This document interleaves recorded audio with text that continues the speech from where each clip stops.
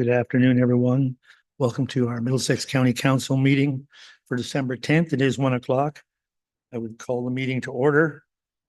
I don't really have any opening remarks at this time for this, but I would call on Councillor DeVete to do the land acknowledgement, please. We acknowledge that the land we stand upon today is the traditional territory of the Attawandaron, Anishinaabe, Haudenosaunee, and Lenape peoples, who have longstanding relationships to the land, water, and region of southwestern Ontario. The local First Nations communities of this area include the Chippewas of the Thames First Nation, Oneida Nation of the Thames First Nation, and Munsee Delaware Nation. We acknowledge the treaties that are specific to this area. Treaty 2, the McKee Purchase, Treaty 3, Between the Lakes Purchase, Treaty 6, London Township Purchase, Treaty 21, Longwoods Purchase, and Treaty 29, Huron Tract Purchase. We value the significant contributions both in the past and the present of local and regional First Nations of Turtle Island. We acknowledge historic and ongoing injustices that Indigenous peoples endure in Canada, and we affirm our commitment to honoring Indigenous voices, nations, and cultures, and to moving forward in the spirit of reconciliation and respect. Thank you, Ina.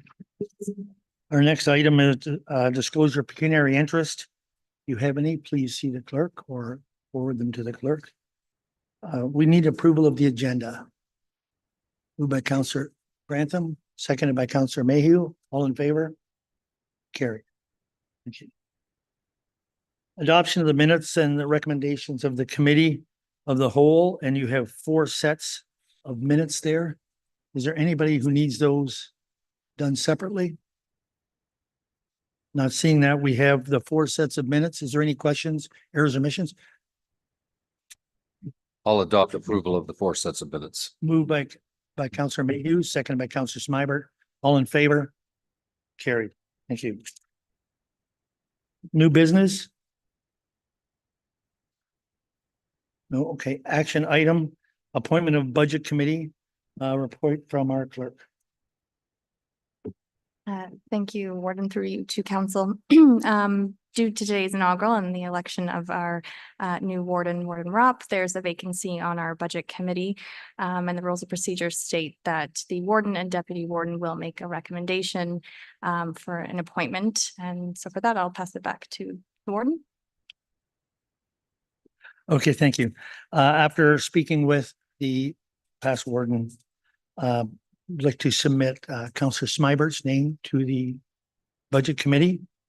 And we are looking for a motion to approve that. Councillor Burkhart-Jessen and Councillor McMillan. Thank you. All in favor? Carried. Thank you. Any inquiries? Notice of motion? Councillor's comments or other business? Councillor Grantham. Thank you, Warden. First, congratulations on your new role. But this Sunday is an important day, Warden.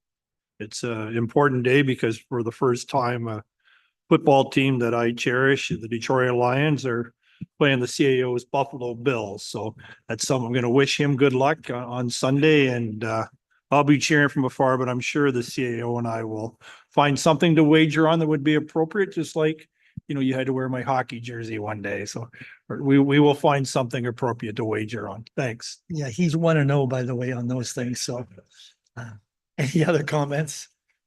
Councillor Clark.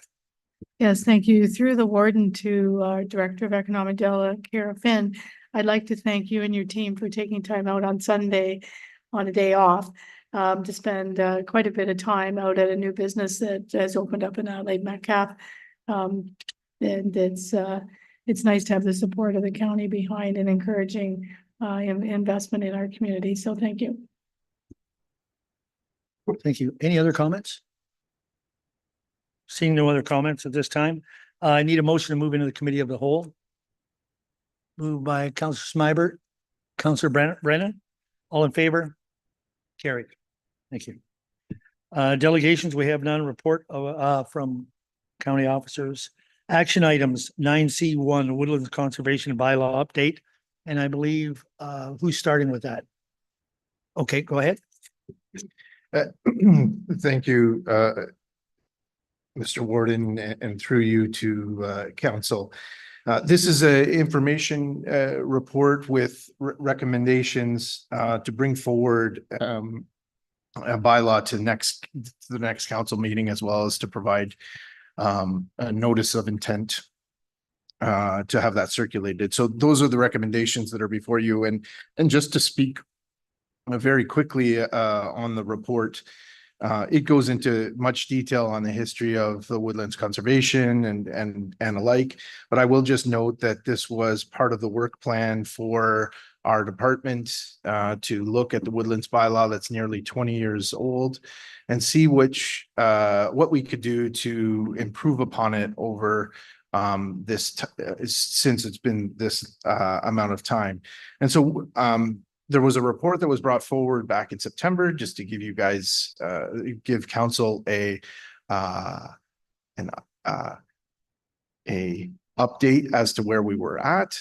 And we went through a process over the last few months, looking at ways to meet a number of goals. One was to streamline the process in which people go through for woodlands conservation permits, to modernize that bylaw in a way that address things like simply having a fax number on there instead of an email address, these sorts of things. But then also improve clarity for those that are reading the bylaw to understand what just a common person doesn't need a lawyer to be able to read this bylaw and understand what they're required to do. And this also fed through and made more user-friendly schedules for those permit applications and forms that are needed to be filled out. This improved transparency, and that is the bylaw that's before you today, meeting those requirements. And I guess I would say, in summary, the idea is that this is the report recommending it come forward, and that the bylaw would not be seen today, but in fact be on council's agenda in January. And today it's just giving that direction to bring that back to council next council meeting.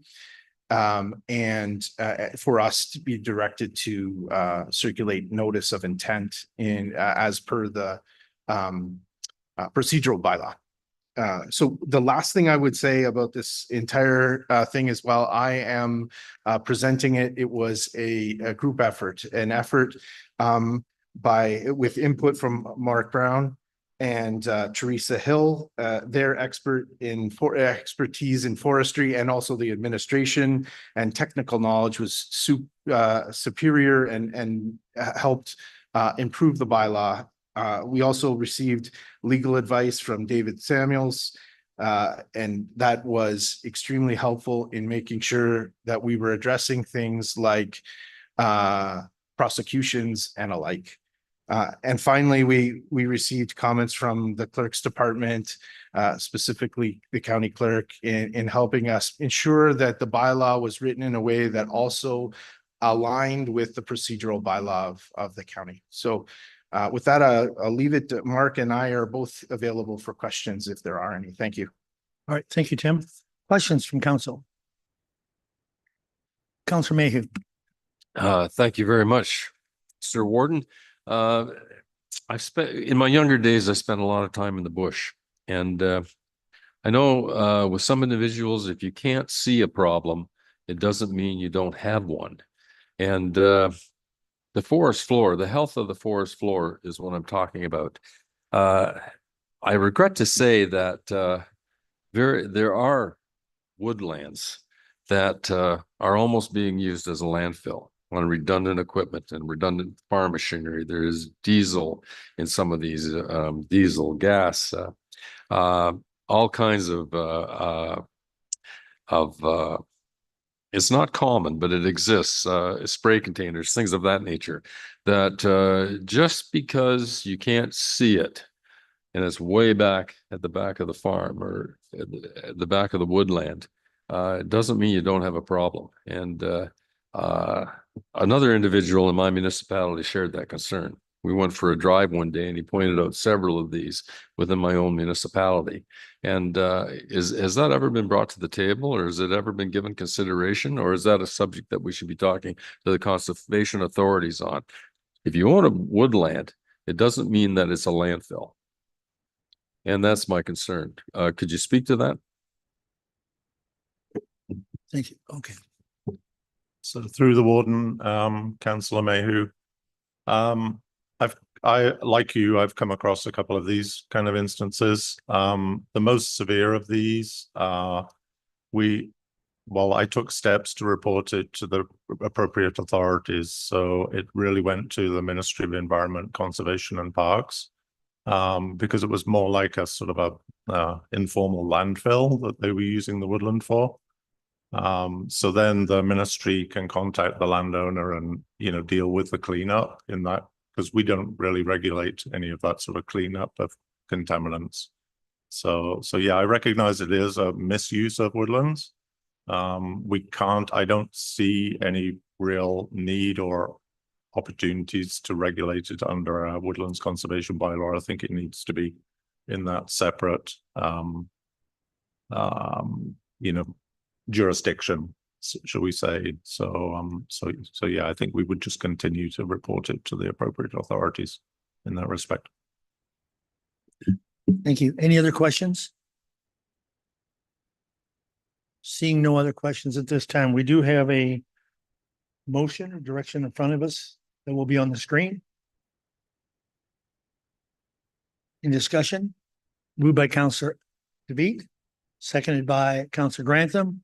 All in favor? Carried. Thank you. Thank you for all the work. I know there's a lot of work to go into that, and it'll help to streamline that whole process. Our next is 9C2, and that's the Municipal Elections Act. And that is a report from Marcy and from Paul, I believe you're involved. So whoever's going to take that away. You, Mr. Warden, thank you for this. I worked with the county clerk, the deputy clerk, and all of our local clerks as well on this. This is similar to the MFIPA report from last meeting, and really what we're looking at is some straightforward amendments to historic legislation that hasn't been changed in quite a long time, just to update that and give us some common sense approaches to current elections. And although Middlesex County does not deliver elections, the Municipal Elections Act obviously influences the composition of county council and the workload on our local clerks. So following our December 3rd, 2024 county clerks meeting, we wanted to come forward with this report again, following sort of the legislative analysis provincially done by AMCTO. And I'd like to also point out that James, our Middlesex Center clerk, is also a board member of AMCTO. And we're just looking to add our voice to calls for the ministry to update this important piece of legislation that should provide benefits to election administrators, candidates, and the electorate. And I'm happy to answer any questions you may have. All right, questions from council. Councillor Smyrer. Not really a question, but just a comment. I know that AMC2 over the past number of years has been advocating for changes to this particular act. And I think given what's happening south of us, the integrity of the election process has been questioned. So I think this is ideal timing to be bringing this before the provincial government, and fingers crossed that we can get some movement on changes. Thank you. Any other questions or comments on this? Seeing none, we have a recommendation coming forward. It's quite a long one, so it's on the board. No. That's an official stance on that. Need a motion, Councillor Smybert, Councillor Burkhart-Jessen, all in favor? Carried. Thank you.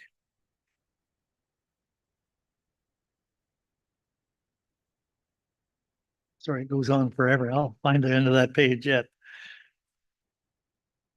All right, the next one is 9C3, and that's 2024 Joint Annual Accessibility Status Report. And Rebecca, that's yours.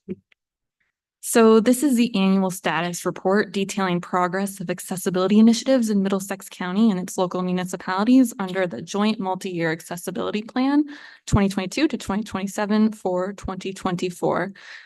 This annual report is a legislative requirement under the Accessibility for Ontarians with a Disabilities Act and Integrated Accessibility Standards Regulation. As in the past, this report reflects collective efforts from across the county and its municipalities to enhance accessibility in the region. And this year, there were a number of exciting accessibility projects that were completed, which you can find detailed in the report. Any questions? We are happy to answer them. All right, thank you. Questions on that report? Councillor Brennan. Not a question, Mr. Warden, but the Accessibility Committee had an opportunity to tour Dorchester's new building out there. And if anybody wants to see a good example of accessibility and programs for different age groups, I would ask them to go out and look at what Dorchester's done, our Temp Center has done out in Dorchester. A very well thought out plan out there, and I commend them for the building they have out there. It's really quite impressive. Any other questions or comments? Seeing none, we have a motion in front of us. Or almost. Moved by Councillor Brennan, seconded by Councillor DeVitt. All in favor? Carried. Thank you. Next, 9C4, a Middlesex. Oh, the Warden's activity report. Councillor DeVitt, you want to speak to that? I think it's same old, same old. It's really kind of mundane. I would like to comment on it that all the places you did and all the things you went to.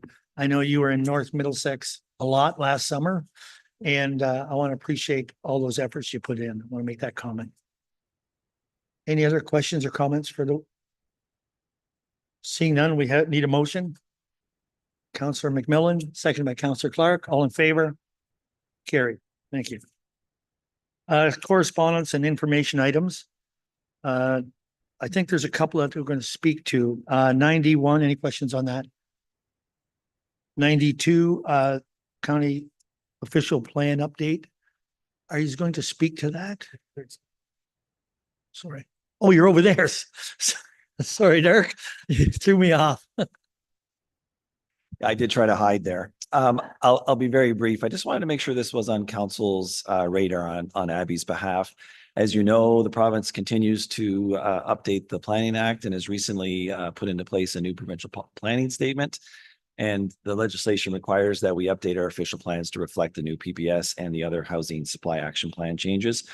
The Planning Act also puts out quite a prescriptive process that we have to meet, and it includes what we call the Section 26 meeting, which is basically an open meeting of council. And many of you have done this and not that long ago at your local level, where it's advertised and there's certain requirements that have to be met for that on timing. And then it's just a chance for anyone to come either here or through the clerk's office virtually and just speak to council and speak to the need to update the county official plan or not. You'll also get at that meeting a short report from Abby that sort of outlines some of the things that staff think need to be done. And then it's up to council to give direction to staff to do it or not to. So I just wanted to make sure that was on your radar. The newspaper article, our advertisements are going out, and right after Christmas, we'll get the socials out through the clerk's office and that. So I just thought in case you got any questions from people, to draw that to your attention. Thank you. Any questions, comments on that report? Seeing none. 93, 94, 95, 96, 97. I would just make comment to that I had heard from Reg Ash. He had called me on that, and I think he did to you as well, Councillor DeVitt. And I actually support that decision. I think they need to revamp that. The committees that we went to, we actually did some work, but the programming council committees need some work. And I think that they want to revamp that to make it happen. 98, correspondence from the ministry, natural resources. The last one is the OBCM. Are you going to speak to that? Thanks to the warden. I can speak briefly to that. In front of council is an ask from the Ontario Big City Mayors. They have reached out to municipalities to support their Solve the Crisis campaign and to pass a motion before the end of 2024. Across Ontario, over 200 municipalities have officially supported the campaign. This campaign is calling on the provincial government to take immediate action on homelessness and mental health issues in cities across Ontario. They are also asking the government of Ontario to appoint a single ministry and minister to lead the province's response and create a municipal provincial task force to direct resources and supports to our cities immediately. Thanks, and happy to answer any questions. Questions? Councilor Burkhardt Jessen. Thank you. Through the warden, not really a question, just a comment. I'm fully supportive of this. For anybody that was at the WOWC event, there was representatives from the big city mayors there that were speaking to the campaign. And I think that we all know that this is not just a big city mayor's issue. It is a small urban and rural issue. And if we want to get any traction in solving the crisis, then I think that we have to be united behind the work that the big city mayors is doing. They have they swing a big stick. They've got a large voice. They do capture not only media attention, but they also get the attention of the government. And I think in an effort to support their efforts, it would be incumbent upon us to pass a supporting motion as they've requested. Thank you. Any other comments on that? So I would move that. You're making that But a if you motion? if you wanted to get other comments first, when it comes time, I'd be happy to make that Okay, motion. is there other comments on that? Councilor Clark? Oh, you're going to second it? Yeah, there you go. Okay, so is there any other comments? Seeing none. We'll give that motion.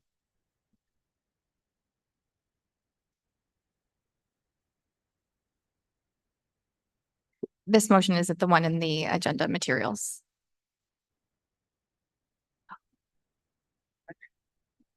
Oh, Councilor McGuire, do you have a question on this?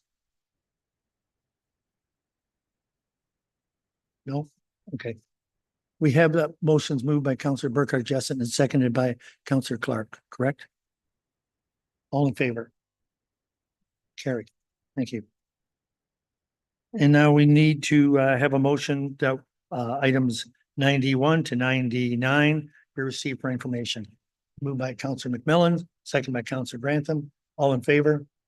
Carried. Okay.